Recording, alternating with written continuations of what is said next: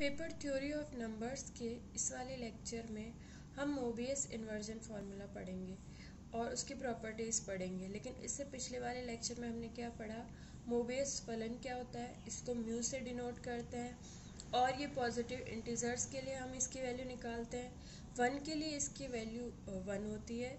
यदि किसी इंटीजर को p स्क्वायर, जहाँ पे p प्राइम है, डिवाइड कर रहा है तो उसके लिए म्यू की वैल्यू 0 होती है। और यदि कोई इंटीजर जो है वो प्राइम्स का गुणा है सिंगल पावर में, तो ऐसे वाले इंटीजर के लिए म्यू की वैल्यू -1 की पावर r होती है।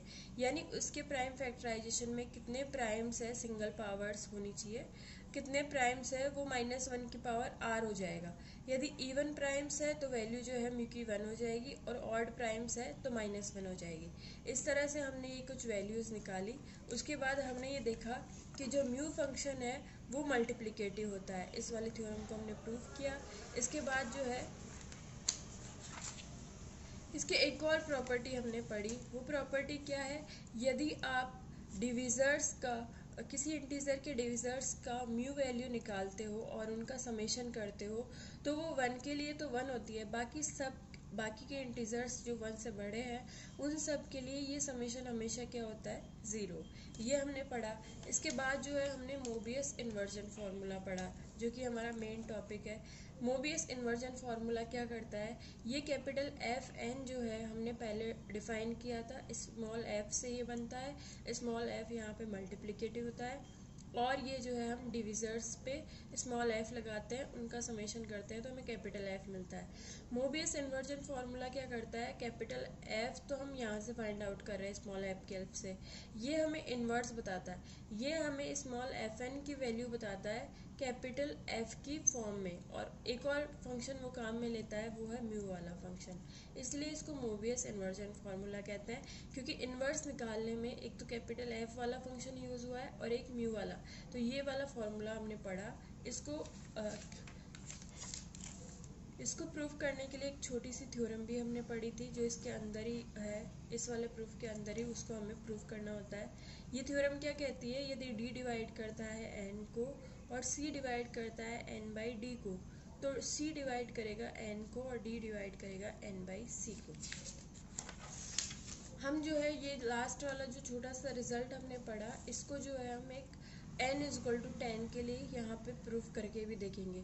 तो n = 10 के लिए हमें ये शो करना है कि जब d डिवाइड करता है n को और c डिवाइड करता है n/d को, तो यहाँ पे अगर हम d की जगह c रखें और c की जगह d रखें, यानी d/n को c/n कर दे और n/d को डिवाइड करता है c, तो इसको हम n/c को डिवाइड करता है d, ऐसा कर दे, तब भी रिजल्ट सेम ही रहेगा। ये हमें शो करना है।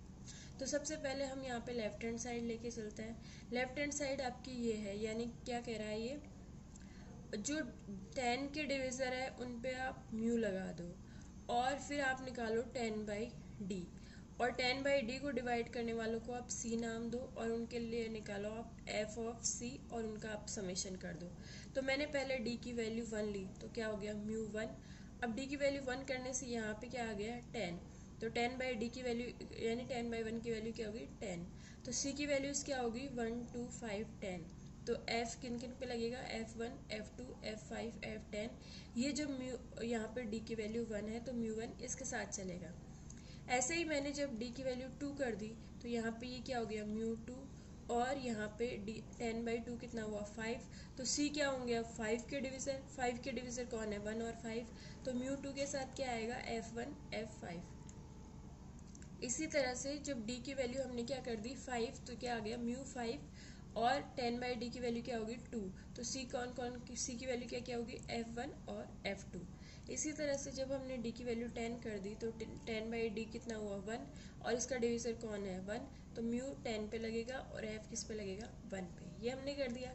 इसके बाद जो है पहले हमने यहाँ पे म्यू वाले कॉमन ले रखे हैं, अब हम यहाँ पे f वाले कॉमन लेंगे। तो पहले मैंने f1 कॉमन लिया तो देखो क्या आएगा, म्यू 1 यहाँ से, म्यू 2 यहाँ से, म्यू 5 यहाँ से और म्यू 10 यहाँ से, ये मैंने लिख दिया। फिर मैंने f2 कॉमन लिया तो f2 के साथ म्यू 1 यहाँ से और म्यू 5 यहाँ से। f5 कॉमन लिया मैंने तो म्यू 1 यहाँ से आ जाएगा, म्यू 2 यहाँ से आ जाएगा, उसके अलावा और कहीं नहीं है। और फिर मैंने F10 कॉमन लिया तो म्यू1 यहाँ से आ जाएगा और कहीं F10 नहीं है। तो अब देखिए F वाले बाहर है, म्यू वाले अंदर है, तो हम इनको क्या लिख सकते हैं, F वालों पे F वाले क्या है 10 के डिविजर। तो C अगर 10 को डिवाइड करता है तो उन पे क्या लग रहा है बाहर की तरफ F, और अंदर क्या लग रहा है, जब आप 10/C निकाल रहे हो तो उनके जो डिविजर है उन पे क्या लग रहा है म्यू। तो इसको हम क्या लिख सकते हैं, डी की जगह सी रिप्लेस करके ये लिख सकते हैं, ये हमारा क्या आ जाएगा राइट हैंड साइड। तो ये आपका जो है वो छोटी सी थ्योरम के लिए एक छोटा सा एग्जांपल है। अब आगे जो है वो हम क्या कर रहे हैं, टॉ और सिग्मा के लिए मोबियस इन्वर्जन फार्मूला लिख रहे हैं। मोबियस इन्वर्जन फार्मूला हमें अच्छे से ध्यान होना चाहिए। मोबियस इन्वर्जन फार्मूला क्या कहता है, यदि कैपिटल एफ आपका इस तरह से डिफाइन है, summation divisor of n f of d. तो इन्वर्स कैसे निकालेंगे, इन्वर्स में आपको एफ ऑफ एन मिलेगा, समेशन डिविजर ऑफ एन पे लगेगा, और डी जो है वो डी वैल्यू निकालेंगे म्यू के लिए, और एफ लगेगा एन बाई डी पे। आप इसको उल्टा भी कर सकते हो, म्यू जो है एन बाई डी पे लगा सकते हो और कैपिटल एफ डी पे लगा सकते हो। ये हमारा इन्वर्स फार्मूला है। हमें अगले वाले क्वेश्चन में क्या करना है, टॉ और सिग्मा के लिए मोबियस इन्वर्जन फार्मूला लिखना है। तो देखिए टॉ को हम जानते हैं समेशन की फॉर्म में कैसे लिखते हैं, टॉ एन इज इक्वल टू होता है समेशन डी बाई एन 1, और सिग्मा के लिए ये फंक्शन की वैल्यू क्या हो जाती है डी, और टॉ के लिए क्या होती है 1। अब अगर आपको इन्वर्स निकालना है तो इन्वर्स में आपको यहाँ वाला फंक्शन मिलेगा, यहाँ वाला फंक्शन क्या है यहाँ पे 1, तो यहाँ पे एफ ऑफ एन जो मिलता है उसकी वैल्यू क्या हो जाएगी 1, और यहाँ पे समेशन आप क्या करो, हमारे कैपिटल एफ की जगह क्या है टॉ, तो टॉ मैंने लगा दिया डी पर, तो म्यू किस पे लगेगा एन बाई डी पर। इसी तरह से यहाँ पे आपके फंक्शन की वैल्यू क्या होती है F D is equal to D, तो F N is equal to क्या होगा एन, तो यहाँ पे क्या आएगा स्मॉल एफ की एन की जगह एन, कि तत्समक टाइप का होता है यहाँ पे। समेशन यहाँ पे आपका कैपिटल एफ क्या है सिग्मा, तो कैपिटल एफ आपने सिग्मा आपने डी पे लगाया तो म्यू किस पे लग जाएगा एन बाई डी पे। तो आप टॉ और सिग्मा के लिए मोबियस इन्वर्जन फार्मूला निकाल सकते हो इस तरह से। इसके बाद एक छोटी सी थ्योरम और है। ये थ्योरम क्या कहती है कि कैपिटल एफ जो है वो मल्टीप्लिकेटिव फंक्शन है, तो आपको ये शो करना है कैपिटल एफ मल्टीप्लिकेटिव है और कैपिटल एफ इस तरह से परिभाषित है summation divisor of n f of d small f of d. आपको ये शो करना है कि एफ भी मल्टीप्लिकेटिव होगा। अब आप लोगों को अगर ध्यान हो तो सेम ऐसी वाली थ्योरम हमने पहले भी पढ़ रखी है, तो उस वाली थ्योरम में और इस थ्योरम में क्या डिफरेंस है, उस वाली थ्योरम में स्मॉल एफ जो है वो मल्टीप्लिकेटिव दिया हुआ था, कैपिटल एफ को हमने शो किया था। यहाँ उल्टा काम कर रहे हैं, यहाँ कैपिटल एफ हमें मल्टीप्लिकेटिव दिया हुआ है, स्मॉल एफ को हमें शो करना है, तो जो समेशन के अंदर है उसको मल्टीप्लिकेटिव दिखाना है। तो अगर किसी भी फंक्शन को मल्टीप्लिकेटिव दिखाना है तो आपको दो इंटीजर चाहिए जो रिलेटिवली क्या है प्राइम होने चाहिए। तो मैंने m और n जो है दो इंटीजर ऐसे ले लिए जो क्या है रिलेटिवली प्राइम है। तो एक चीज़ हम जानते हैं, हमें लास्ट में शो क्या करना है, small f of m n is equal to small f m into small f n. तो m और n आपने दो ऐसे इंटीजर ले लिए जिनका आपस में जीसीडी क्या है 1 है। अब यहाँ पे आपका जो है वो कैपिटल एफ इस तरह से परिभाषित है, ये कैपिटल एफ अगर m इंटू एन के लिए निकाले तो क्या होगा summation divisor of m into n, और यहाँ स्मॉल एफ किस पे लगेगा m इंटू एन के जो डिविजर है उन पे, यहाँ आएगा d divisor of m n, और स्मॉल एफ जो है यहाँ पे एम एन के डिविजर पे लगेगा। तो ये हमने कैपिटल एफ को m इंटू एन के लिए लिख लिया। अब यहाँ पे देखिए हमने एक थ्योरम पढ़ी थी कि यदि आपका जो कोई भी इंटीजर दो इंटीजर्स का गुना है और ये दोनों इंटीजर का जीसीडी 1 है, तो इनके जो डिविजर होंगे वो d1 इंटू d2 टाइप के होंगे, जहाँ पे d1 पहले वाले इंटीजर का डिविजर और d2 दूसरे वाले इंटीजर का डिविजर होगा, और d1 और d2 का आपस में जीसीडी क्या होगा 1। तो हम यहाँ पे ये वाला रिजल्ट जो है वो यूज़ करने वाले हैं। Capital F m into n जो है हमारा ये वाला चल रहा है, तो यहाँ पे हमने इसको ये लिख लिया। अब देखिए कैपिटल एफ जो है स्मॉल एफ की हेल्प से बना हुआ है, अगर मुझे इसको मोबियस इन्वर्जन फार्मूला यूज़ करके स्मॉल एफ एन की वैल्यू निकाल के इधर रखनी हो कैपिटल एफ की फॉर्म में, तो क्या आएगा आपका जो है ये समेशन एफ डी जो है इधर आ जाएगा।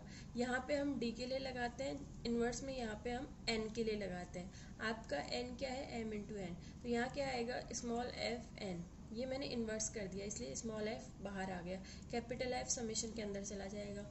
और हमें म्यू वाले फंक्शन की भी ज़रूरत पड़ेगी। अगर मैंने म्यू डी पे लगाया है तो कैपिटल एफ किस पे लगेगा, एन बाई डी पे। एन आपका क्या है, एम इंटू एन बटे डी। तो आप ये वाला फॉर्मूला मैंने कहाँ से लिखा है, मोबियस इन्वर्जन फॉर्मूला से। अब देखिए डी के डिविजर किस, एम एन के डिविजर किस टाइप के होंगे, हमें पता है वो किस टाइप के होंगे, डी इज इक्वल टू होगा d one into d two. यहाँ पे भी मैंने d is equal to d one into d two कर दिया, जहाँ पे डी वन एम का डिविजर है, डी टू एन का डिविजर है, ये आपने कर दिया।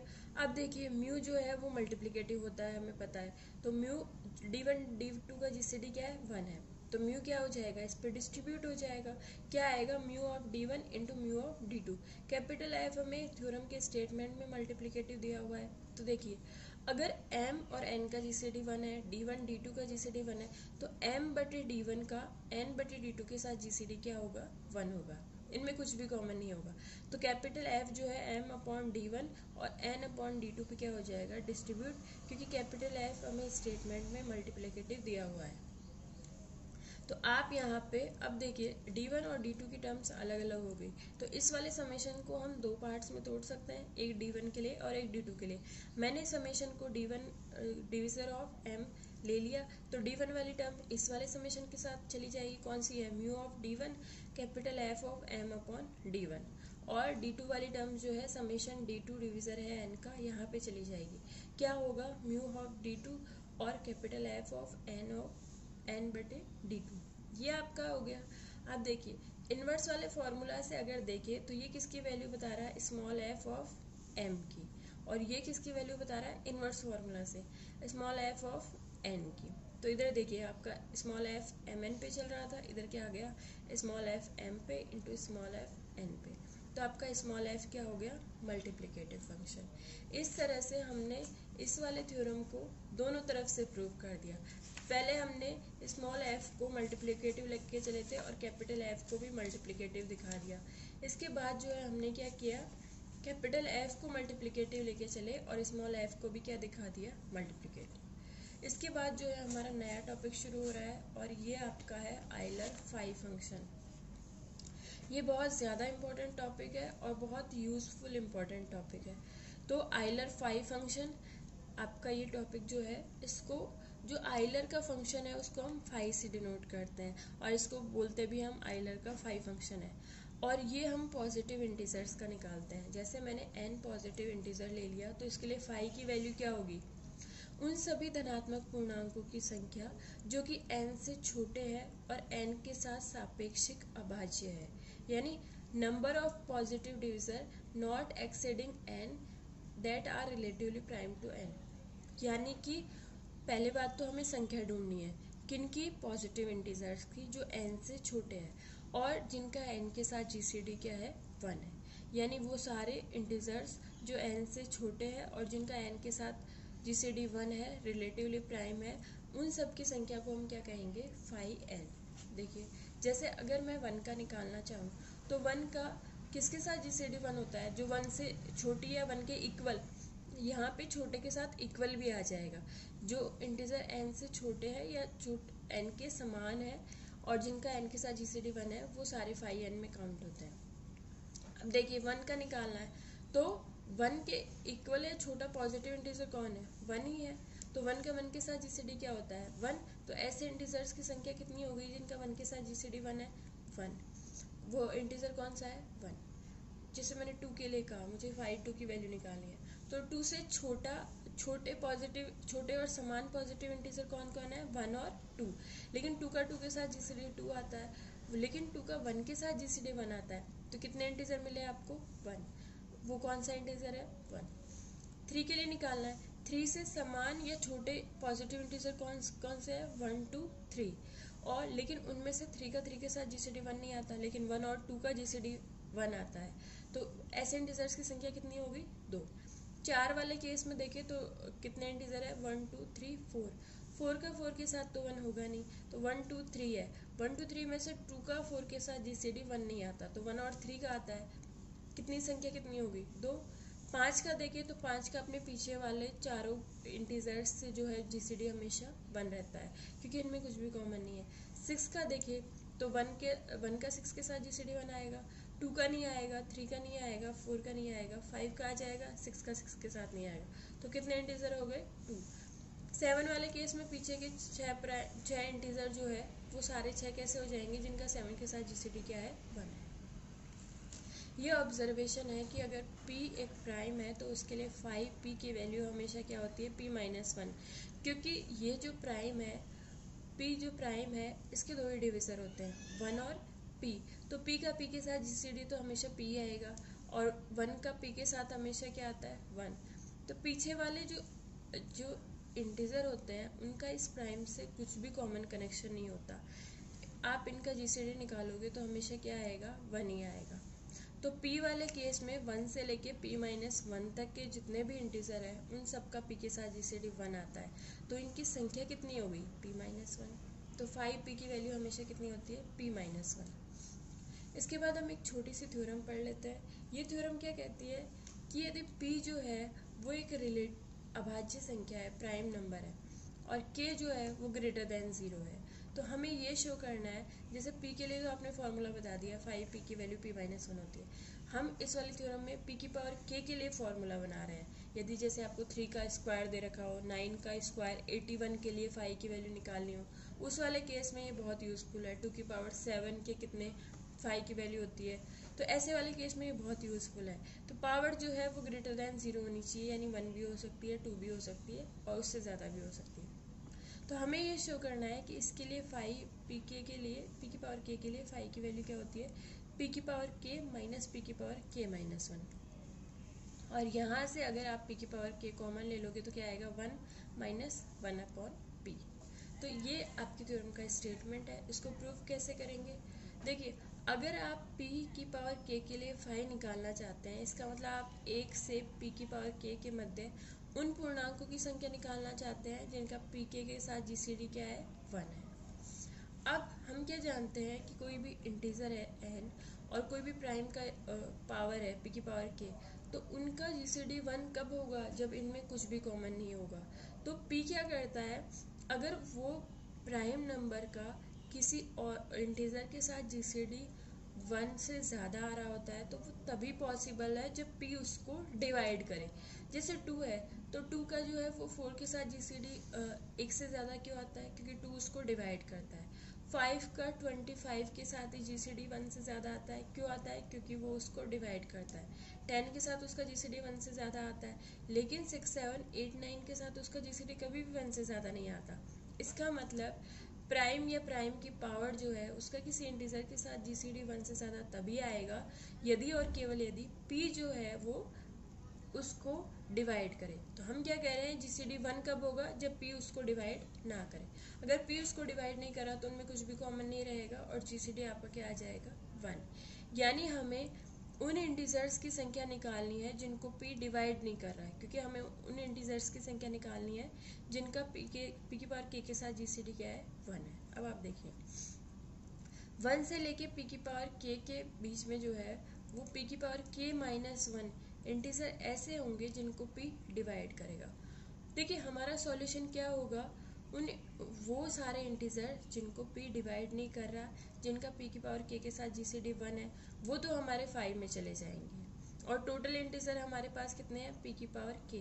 जैसे मुझे 7 तक का अगर 5 निकालना होता है तो मेरे पास 7 इंटीजर होते हैं, उनमें से मुझे छांटना होता है कि कौन कौन 7 को डिवाइड कर, 7 का किसके साथ जीसीडी 1 आ रहा है, किसके साथ नहीं आ रहा। तो अगर मुझे ये पता चल जाए कि इनका जो है वो 7 का 1 और 7 के साथ जीसीडी कितना आता है आपका, 1 और 7 के साथ आपका जीसीडी क्या आता है?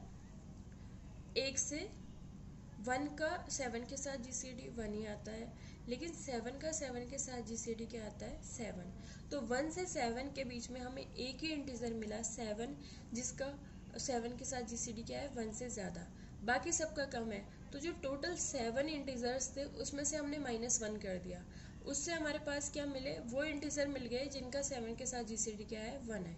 यही ट्रिक हम यहाँ पे कर रहे हैं। हम क्या कर रहे हैं, उन इंटीजर्स की संख्या निकाल रहे हैं जिनको p डिवाइड करता है।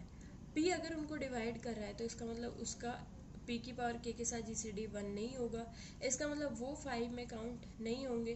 तो हम क्या करेंगे, टोटल इंटीजर्स में से उनको माइनस कर देंगे। अब देखिए 1 से लेके p की पावर k के बीच में कौन को p किस किस को डिवाइड करेगा, p को डिवाइड करेगा, 2 की पावर 2 इंटू पी को डिवाइड कर सकता है, 3 इंटू पी को डिवाइड कर सकता है, और ऐसे चलते चलते p की पावर k माइनस 1 p जो क्या है p की पावर k इसको डिवाइड करेगा।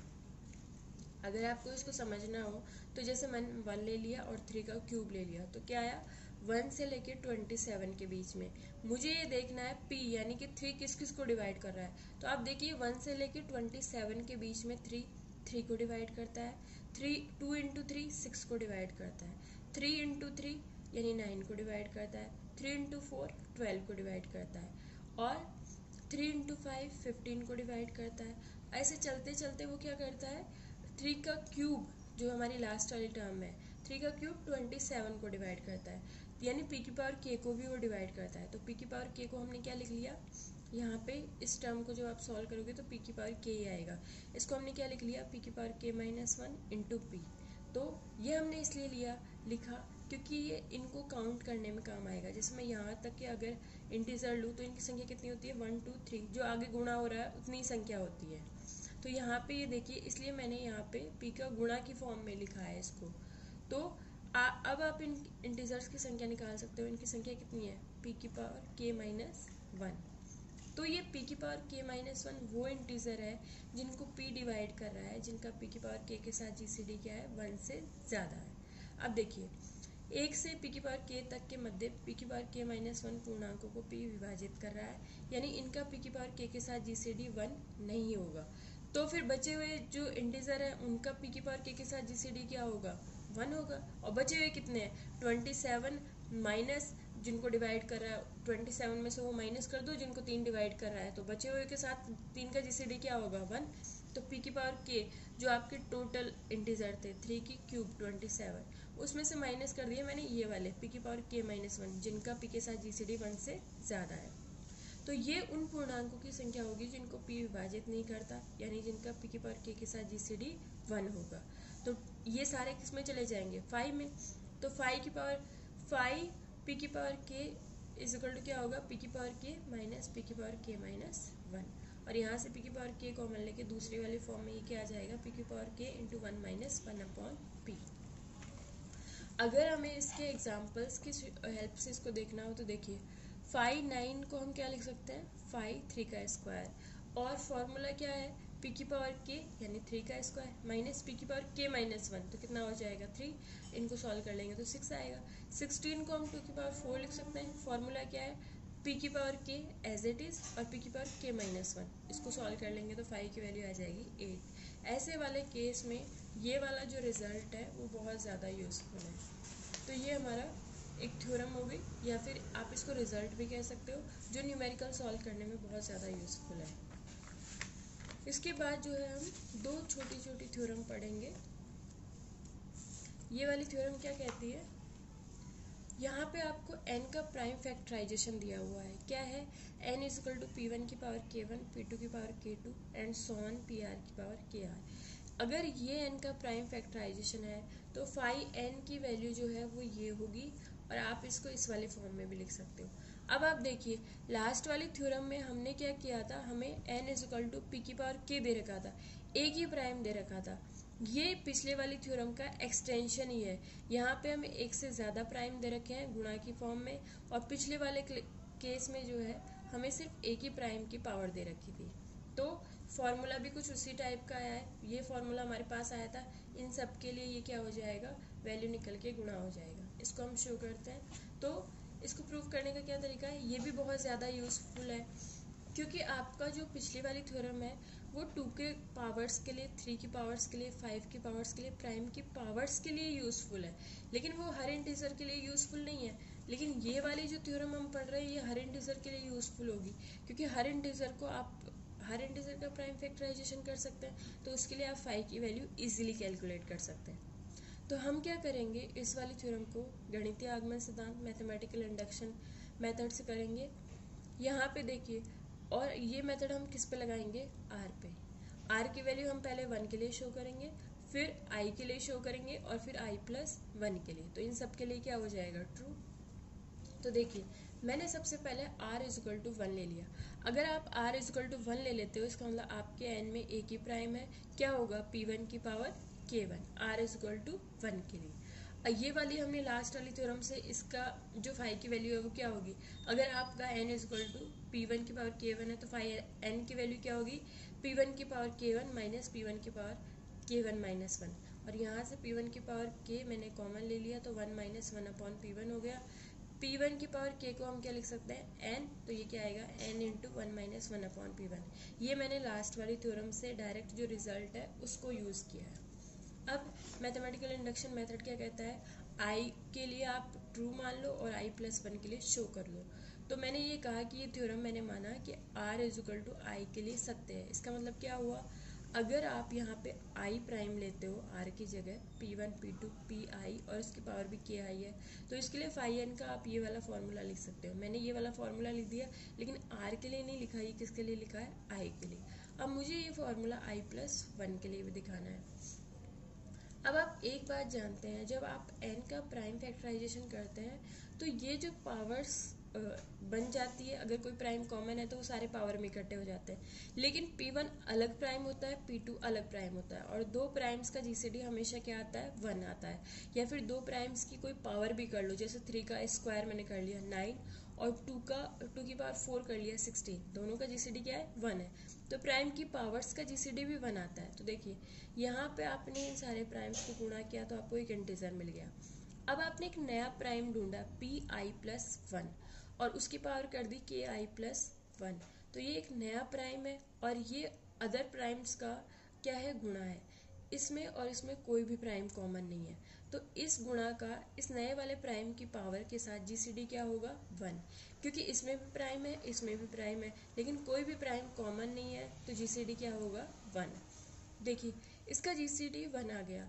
अब एक छोटी सी थ्योरम जो पीछे रह गई, जो मैंने आपको अभी नहीं करवाई, मैं बाद में करवा दूंगी, अगले जो आगे वाले आने वाले लेक्चर्स है उसमें मैं करवा दूंगी। वहाँ पे एक रिजल्ट है कि 5 भी मल्टीप्लिकेटिव होता है। अभी हमने 5 को दिखाया नहीं है, हमने टॉ को, सिग्मा को, कैपिटल एफ को, स्मॉल एफ को, इन सब को, म्यू को, इन सब को हमने मल्टीप्लिकेटिव दिखाया है। 5 भी मल्टीप्लिकेटिव होता है, ये हम शो करेंगे बाद में, लेकिन उस रिजल्ट को हम यहाँ पे यूज़ कर रहे हैं। तो अगर इन दोनों इंटीजर्स का ये जो प्राइम और प्राइम्स के गुणा है, इनका जीसीडी अगर 1 है तो 5 क्या करेगा, इस पर डिस्ट्रीब्यूट हो जाएगा। अगर मैं इन दोनों के गुणा की फॉर्म में लूँ, यानी ये पूरा इंटीजर और ये दूसरा इंटीजर, तो इन दोनों का जीसीडी क्या है, 1 है, तो 5 क्या करेगा, इस पर डिस्ट्रीब्यूट हो जाएगा। आई तक के तो एक साथ निकल जाएगी 5 की वैल्यू, और ये i प्लस 1 वाला प्राइम की अलग से निकलेगी। तो अब देखिए आई तक के लिए 5 की वैल्यू मैं पिछले वाले जो रिजल्ट है जहाँ पे मैंने अज्यूम किया था कि आई के लिए ट्रू है, वहाँ से लिख रही हूँ। और pi प्लस 1 में क्या है, एक ही प्राइम है, तो एक ही प्राइम के लिए हम क्या करेंगे, लास्ट वाली थ्योरम से क्या रिजल्ट आएगा, ये जो खुद आ जाएगा और आगे क्या होगी, इसकी पावर एक कम होके आ जाएगी। ये हमने सिंगल प्राइम के लिए तो हमने लास्ट वाली थ्योरम से लिखा है, और ये आई प्राइम्स के गुणा के लिए हमने ये अजम्पशन से लिखा है। तो यहाँ पे क्या हो जाएगा, ये रिजल्ट आप देखिए, इनको हम लिखेंगे तो ये i प्लस 1 के लिए भी ट्रू हो रहा है, क्योंकि ये सारे सीक्वेंस में गुणा होते जा रहे हैं। कहाँ तक गुणा हो रहे हैं, i प्लस 1 के लिए। यहाँ पे भी प्राइम्स गुणा होते जा रहे हैं, कहाँ तक, i प्लस 1 के लिए। इसका मतलब आपका ये वाला जो स्टेटमेंट है वो r equal to i plus 1 के लिए ट्रू है। इसका मतलब सभी पॉजिटिव इंटीजर्स r के लिए भी ये ट्रू है, यानी कि हम इस रिजल्ट को i प्लस 1 के लिए लिखने के बाद में r के लिए भी लिख सकते हैं। ये मैंने r के लिए लिख दिया, तो ये फॉर्मूला क्या हो जाएगा, p1 की पावर k1 माइनस p1 की power k1 minus 1 and so on pr की पावर kr माइनस pr की पावर kr माइनस 1। अब देखिए यहाँ से मैंने p1 की पावर k1 कॉमन ले लिया, क्या बचेगा, 1 माइनस 1 अपॉन p1। अगले वाले में से मैंने p2 की पावर k2 कॉमन ले लिया, तो यहाँ पे तो 1 और अगले वाले में माइनस 1 अपॉन p2। ऐसे ही मैंने pr की पावर kr कॉमन ले लिया, तो क्या बचा, 1 माइनस 1 अपॉन पी आर। अब देखिए ये पूरा किसके इक्वल है, n के, तो n इंटू ये सारे फैक्टर आ जाएंगे। ये वाला फॉर्मूला जो है वो ज़्यादा यूज़फुल है, ज़्यादा काम आता है। तो फाई n इक्वल टू क्या हो जाएगा, n into 1 minus 1 upon p1, 1 minus 1 upon p2 and so on 1 minus 1 upon P R. वो सारे प्राइम जो r के n के प्राइम फैक्टराइजेशन में आ रहे हैं। तो ये हमारा जो है वो फाई के लिए फॉर्मूला हो गया, और ये वाली थ्योरम यहीं पे आपकी प्रूफ हो गई। इस वाली थ्योरम का हम एप्लीकेशन देख लेते हैं। जैसे मैंने n इक्वल टू 360 के लिए लिया, अब इसके लिए फाई की वैल्यू क्या होगी, तो मैंने 360 का क्या किया, प्राइम फैक्टराइजेशन कर लिया, टू क्यूब 3 स्क्वायर इंटू 5। अब देखिए लास्ट वाली थ्योरम क्या कहती है, फाई n की वैल्यू क्या आएगी, n into 1 minus 1 upon P1 पहला वाला prime into 1 minus 1 upon P2 दूसरा वाला prime into 1 minus 1 upon P3 तीसरा वाला प्राइम। इसको मैंने सॉल्व कर लिया तो क्या आ गया 96, यानी कि मुझे काउंट नहीं करने पड़े कि 360 तक का जितने भी इंटीजर है उनमें से किस किस का 360 के साथ GCD 1 है। ये डायरेक्ट फॉर्मूले से इनका नंबर निकल गया और ये कितने हैं 96।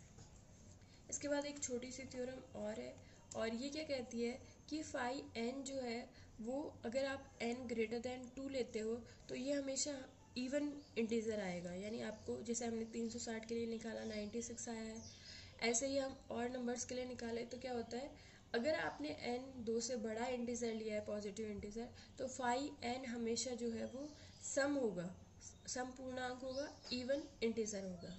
अब देखिए फाई 1 के लिए तो 1 होता है, 2 के लिए भी 1 होता है, तो उनके लिए तो हमें चेक करने की ज़रूरत ही नहीं है क्योंकि n क्या है ग्रेटर देन 2 है।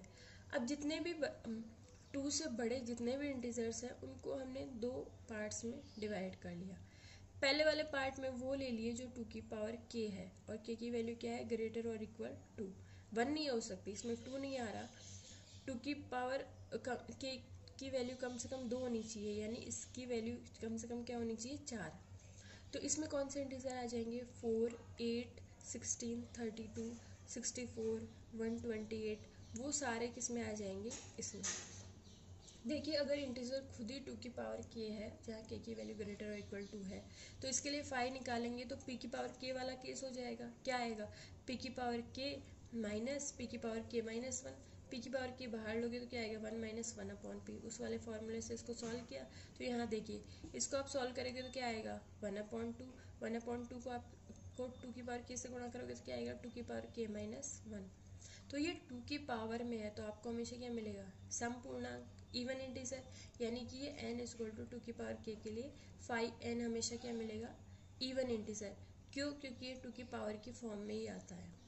तो n इक्वल टू 2 की पावर k के लिए ये थ्योरम ट्रू है।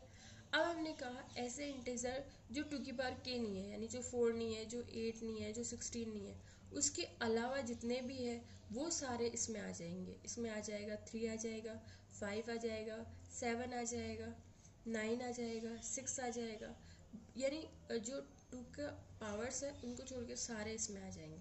तो ऐसे वाले इंटीजर जो कि 2 की पावर k की फॉर्म में नहीं है उनको आपने ये देखा होगा, जैसे 2 की पावर k वाले केस कौन सा है, 4 को एक ही प्राइम डिवाइड करता है, वो कौन सा प्राइम है 2। 8 को एक ही प्राइम डिवाइड करता है, वो कौन सा प्राइम है 2। 16 को एक ही प्राइम डिवाइड करता है, वो कौन सा है 2। लेकिन उसके अलावा आप देखो 3 को कौन डिवाइड करता है 3, 5 को कौन डिवाइड करता है 5, 6 को कौन डिवाइड करता है 2 करता है लेकिन 3 भी करता है, 9 को कौन डिवाइड करता है 3, 12 को कौन डिवाइड करता है 2 तो करता ही है लेकिन 3 भी करता है। यानी वो सारे इंटीजर जो पिछले वाले केस में नहीं गए उन सबको क्या कर रहा है, 2 के अलावा एक और प्राइम डिवाइड कर रहा है, और वो दूसरा प्राइम क्या है, ऑड है। 6 वाले को 3 करता है, 12 वाले को 3 करता है, 5 वाले को 5 करता है, 7 वाले को 7 करता है।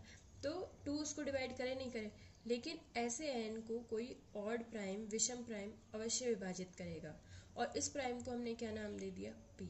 तो ये आ गया आपका p। तो हमने इस n को p की फॉर्म में लिख दिया। हमने क्या कहा, p की पावर k इंटू एम, और k क्या है ग्रेटर और इक्वल टू 2। अब देखिए इसमें ये कैसे लिखा गया, जैसे यहाँ पे 9 वाले को हम क्या लिख सकते हैं 3 का स्क्वायर इंटू 1, और यहाँ पे 7 को क्या लिख सकते हैं 7 की पावर 1 इंटू 1। 3 को क्या 12 को क्या लिख सकते हैं यहाँ पे हम 2, यहाँ पे क्या आ जाएगा 3 की पावर 1 इंटू जो बचा हुआ है 4, वो यहाँ पे आ जाएगा।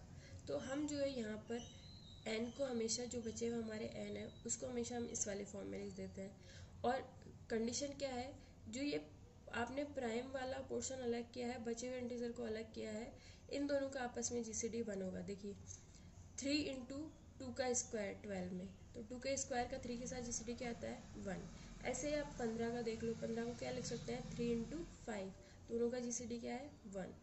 18 को अगर मैं लिखना चाहूँ तो क्या आएगा 3 का स्क्वायर इंटू 2, 3 का स्क्वायर का 2 के साथ जीसीडी क्या है 1। तो आप n को इस वाले फॉर्म में लिख सकते हो जहाँ पे p की पावर k का m के साथ जीसीडी क्या होता है 1। तो अब 5 मल्टीप्लिकेटिव होता है, तो अगर इस पे 5 लगाएंगे तो 5 क्या हो जाएगा डिस्ट्रीब्यूट, क्योंकि इन दोनों का आपस में जीसीडी क्या है 1 है। तो आप देखिए मैंने इस पे 5 लगा दिया, तो 5n is equal to 5 p की पावर k इंटू एम, इस पर डिस्ट्रीब्यूट हो जाएगा क्योंकि 5 मल्टीप्लिकेटिव है और इन दोनों का जीसीडी क्या है 1 है। 5 निकलेगा पहले पी की पावर k का और फिर इंटू 5 इंटू एम।